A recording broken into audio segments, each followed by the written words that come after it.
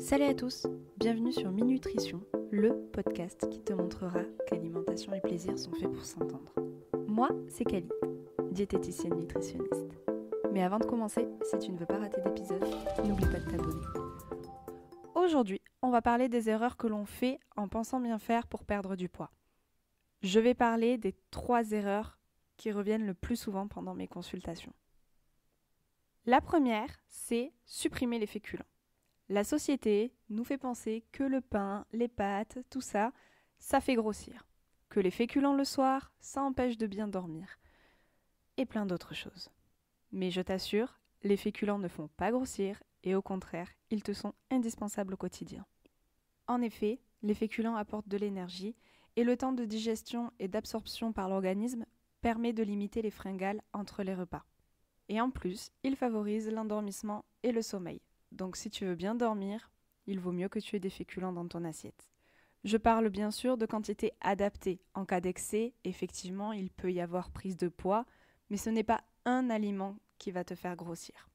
Donc, on mange de tout, mais on ne fait pas d'abus.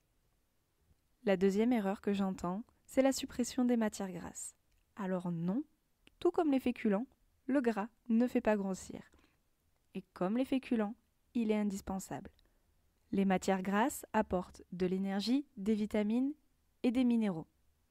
Je parle des vitamines liposolubles qu'on ne retrouve que dans les lipides. C'est la vitamine A, la vitamine D, la vitamine E et la vitamine K.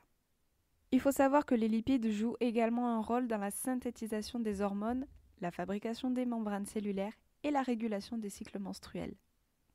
Ils sont donc indispensables pour le bon fonctionnement de l'organisme. Peu importe la forme que le lipide a, mais il en faut dans ton assiette. Ça peut être de l'huile, du beurre, de la crème fraîche, des olives, des oléagineux, de l'avocat. C'est toi qui choisis. Tout simplement parce que le lipide va apporter de la texture et du goût à ton plat. Et tout comme les féculents, si on ne fait pas d'excès, il n'y a pas de prise de poids. Et la troisième erreur que j'entends, elle n'est pas dite ouvertement, mais il y a quand même un gros sous-entendu. C'est de se forcer à manger des aliments qu'on n'aime pas, sous prétexte qu'ils sont peu caloriques ou à faible densité énergétique. Si tu manges quelque chose que tu n'aimes pas, tu vas en manger en plus petite quantité. Si tu manges une plus petite quantité, tu apportes moins d'énergie à ton organisme, et donc tu te fatigues de plus en plus vite. Ça entraîne en général un risque de grignotage, et donc un risque de prise de poids. Donc si cette petite part de brownies te fait plaisir, mange-la. Donc que tu sois en processus de perte de poids ou non, mange de tout, mange des choses qui te font plaisir, mais en quantité raisonnable. Merci de m'avoir écouté, j'espère que ce podcast t'a plu et je te dis à la semaine prochaine. Allez, bisous.